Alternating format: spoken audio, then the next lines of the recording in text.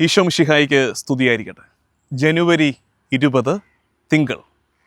പരിശുദ്ധ കുർബാന മധ്യേ നമ്മൾ വായിക്കുന്ന സുവിശേഷ ഭാഗം മത്തായിയുടെ സുവിശേഷം 10-ാം അധ്യായം 24 മുതൽ 29 വരെയുള്ള വാക്യങ്ങളും, ലേഖനം തിമോത്തിയോസിൻ്റെ 2-ാം ലേഖനം 2-ാം അധ്യായം 1 മുതൽ 5 വരെയുള്ള വാക്യങ്ങളുമാണ്. ഈ രണ്ട് വായനകളും നമ്മൾ എടുത്തിരിക്കുന്നത് സെബസ്ത്യാനോ സഹദായുടെ തിരുനാളിൻ്റെ വായനകളാണ്.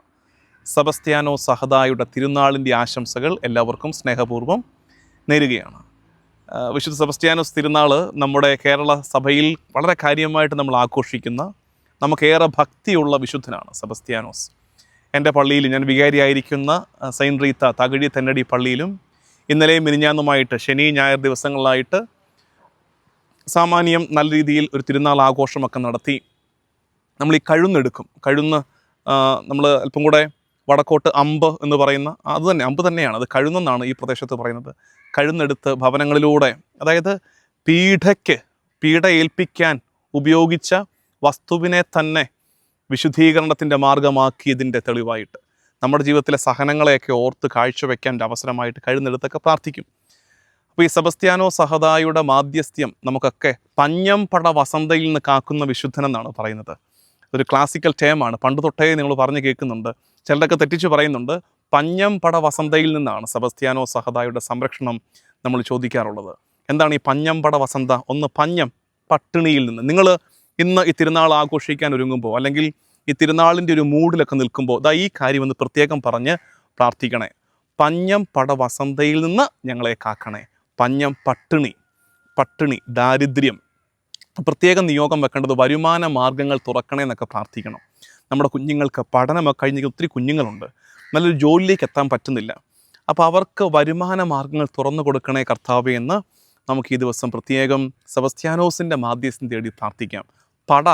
മുൻകാലത്ത് ഇങ്ങനെ അങ്ങോട്ടും ഇങ്ങോട്ടൊക്കെ യുദ്ധങ്ങൾ ഉണ്ടായിരുന്ന കാലമാണ്, അല്ലേ? ഈ കൊള്ളക്കാരൊക്കെ ഉണ്ടായിരുന്ന കാലം, യുദ്ധം.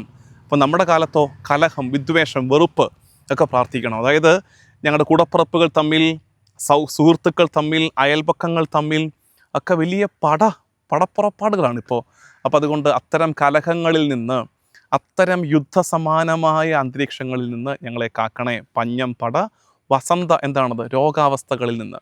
ശരിക്കും മിക്ക കുടുംബങ്ങളും ഉലഞ്ഞു പോകുന്നത്, സാമ്പത്തിക ബുദ്ധിമുട്ട് പോട്ടെ, നമുക്ക് പരിഹരിക്കാം. കലഹമാണോ? രമ്യപ്പെടാം. പക്ഷേ ഈ രോഗം വന്നാൽ എന്തു ചെയ്യും? അപ്പോൾ രോഗം മൂലം വലയുന്ന ഒത്തിരി കുടുംബങ്ങളുണ്ട്. അവരെയൊക്കെ ഈ ദിവസങ്ങളിൽ ഓർത്ത് നമ്മളും ആ അവസ്ഥയിലൂടെ ആണെങ്കിൽ പ്രാർത്ഥിക്കാം. പഞ്ഞം പട വസന്തയിൽ നിന്ന് ഞങ്ങളെ കാക്കണേ. മറ്റൊന്നുകൂടി ഉള്ളത് സെബസ്ത്യാനോ സഹദ എന്ന വാക്കാണ്. വിശുദ്ധ സെബസ്ത്യാനോ സഹദ.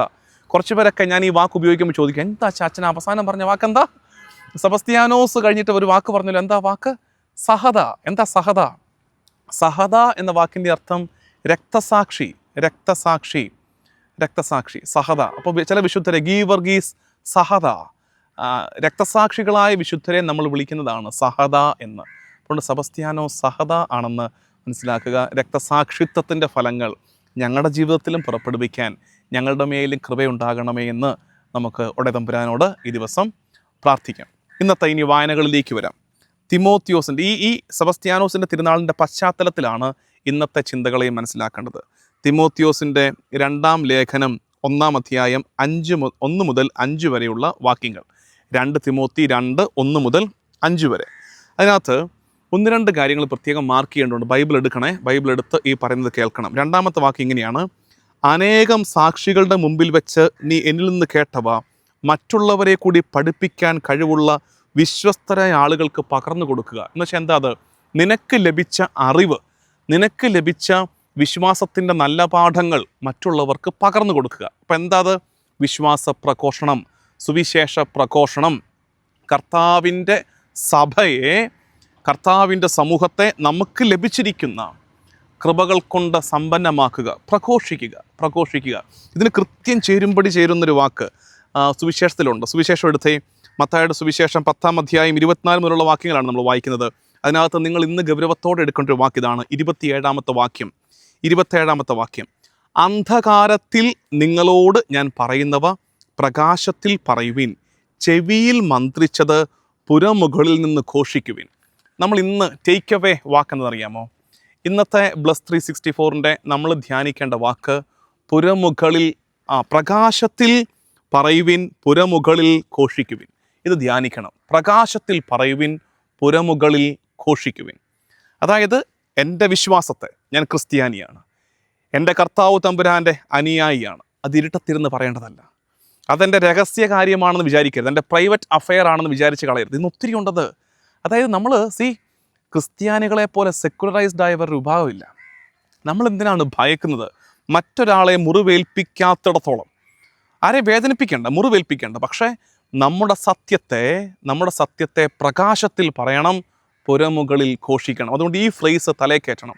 ഒത്തിരി ഭീരുക്കൾ കൂടുകയാണ് നമുക്കിടയിൽ. ഇത് പ്രഘോഷിക്കാൻ ശക്തിയില്ല. ഒരിക്കൽ തറൈപ്പിതാവ്, ഞങ്ങളുടെ ചങ്ങനാശ്ശേരി അതിരൂപതയുടെ പുതിയ മെത്രാപ്പൊലീത്ത തറൈപ്പിതാവ് ഇരിങ്ങാലക്കുട രൂപതയിലെ മതാധ്യാപകർക്ക് നടത്തിയ ഒരു സെമിനാറിൽ അദ്ദേഹം പറഞ്ഞ ഒരു ക്ലാസിക്കൽ സ്റ്റേറ്റ്മെൻറ്റ് ഒത്തിരി വൈറലായതാണ്, ഒത്തിരി പേര് കേട്ടതാണ്. അദ്ദേഹം പറഞ്ഞത് ഇങ്ങനെയാണ്: അതായത് നമ്മുടെ സൺഡേ സ്കൂൾ സംവിധാനം കൊണ്ട് നമ്മളൊരു തീവ്രവാദിയെയും സൃഷ്ടിക്കുന്നില്ല. ശരിയാണ്, നമുക്ക് അഭിമാനിക്കാം. നമ്മുടെ സൺഡേ സ്കൂൾ സംവിധാനത്തിലൂടെ 12 വർഷം പഠിച്ചു പോയവരാരും തീവ്രവാദികളായിട്ടില്ല. മറ്റു പലയിടങ്ങളിലും തീവ്രവാദികൾ രൂപപ്പെടുമ്പോൾ നമ്മുടെ സംവിധാനത്തിലൂടെ ആരും തീവ്രവാദിയാകുന്നില്ല. അപ്പം നമ്മൾ ഓർക്കും പിതാവ് പറഞ്ഞു വരുന്നത് നമ്മൾ നല്ല മനുഷ്യരാണെന്ന് പറഞ്ഞു വരും. പക്ഷേ പിതാവ് അടുത്ത ഐറണി പറയുന്നുണ്ടെന്നറിയാമോ?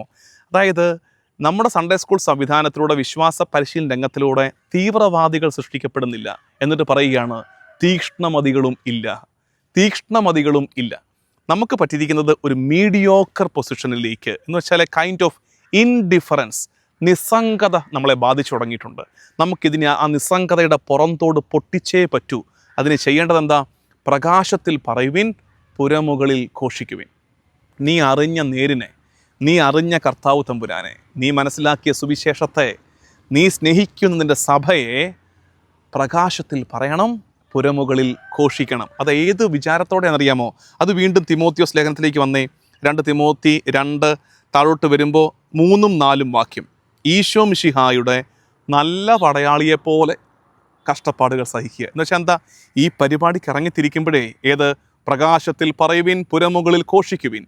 അതിനുവേണ്ടി ചരിത്രത്തിൽ ഇറങ്ങിത്തിരിച്ച ആരും സഹനമില്ലാത്തൊരു ജീവിതത്തിലൂടെ കടന്നു പോയിട്ടില്ല. സെബസ്ത്യാനോ സഹതായിട്ട് തിരുനാൾ ആഘോഷിക്കുന്ന ദിവസമാണ്. ഇവർക്കെല്ലാം സഹനം ഉണ്ടായിട്ടുണ്ട്. വിശ്വാസത്തെ ഏറ്റുപറയാൻ തൻ്റെ ഇടം കാണിച്ചവരുടെയൊക്കെ ജീവിതത്തിൽ സഹനങ്ങൾ ഉണ്ടായിട്ടുണ്ട്. അവിടെയാണ് ഈ വാക്യം, ഈശോ മിശിഹായുടെ നല്ല പടയാളിയെപ്പോലെ കഷ്ടപ്പാട്. യുദ്ധത്തിൽ ഇറങ്ങിത്തിരിച്ചവന് ഇനി പുറകോട്ടൊരു നോട്ടമില്ല, മുന്നോട്ട്. അതെങ്ങനെ മനോഭാവത്തോടെ? 4-ാമത്തെ വാക്യം, സൈനിക സേവനത്തിൽ ഏർപ്പെട്ടിരിക്കുന്ന പടയാളി തന്നെ സൈന്യത്തിൽ ചേർത്ത ആളിൻ്റെ ഇഷ്ടം നിറവേറ്റാനുള്ളതിനാൽ മറ്റ് കാര്യങ്ങളിൽ തലയിടാറില്ല. അതായത് ഒരു പരിധിക്കപ്പുറത്തൊന്നിലേക്കും ശ്രദ്ധ മാറാതെ, ഫോക്കസ് നഷ്ടപ്പെടാതെ, ഒരൊറ്റ കാര്യം, എന്നെ സൈന്യത്തിൽ ചേർത്തവൻ്റെ ഹിതം നിറവേറ്റുക. കഷ്ടപ്പാടുകളുണ്ട്, ആ കഷ്ടപ്പാടുകളുടെ നടുക്ക് നിന്നുകൊണ്ടും ആ വാക്ക് വീണ്ടും വീണ്ടും മുഴങ്ങട്ടെ, പ്രകാശത്തിൽ പറയുവിൻ, പുരമുകളിൽ ഘോഷിക്കുവിൻ. സഹദായുടെ തിരുനാളിൻ്റെ ആശംസകൾ ഒരിക്കൽ കൂടെ സ്നേഹപൂർവ്വം നേരുന്നു. നമുക്ക് പ്രാർത്ഥിക്കാം. കർത്താവും ദൈവമായ ഈശോ മിശിഹായേ, ഭീരുത്വം ഞങ്ങളെ വേട്ടയാടുന്നൊരു കാലത്ത്, ഏറെ ഭയങ്ങൾ ഞങ്ങളെ വരിഞ്ഞു മുറുക്കുന്നൊരു കാലത്ത്, സെബസ്ത്യാനോ സഹദായുടെ ശക്തിയേറിയ മാധ്യസ്ഥ്യം വഴി ഞങ്ങളുടെ വിശ്വാസത്തെയും ഞങ്ങൾ അറിഞ്ഞ സുവിശേഷത്തിൻ്റെ സത്യത്തെയും പ്രകാശത്തിൽ പറയുവാൻ, പുരമുകളിൽ ഘോഷിക്കാൻ ഞങ്ങൾക്ക് കൃപ തരണേ. നമ്മുടെ കർത്താവ് ഈശോ മിശിഹായുടെ കൃപയും പിതാവായ ദൈവത്തിൻ്റെ സ്നേഹവും പരിശുദ്ധാത്മാവിൻ്റെ സഹവാസവും എന്നും എല്ലാ കാലവും കൂടെ ഉണ്ടായിരിക്കട്ടെ, ഇപ്പോഴും എപ്പോഴും എന്നേക്കും. ആമേൻ.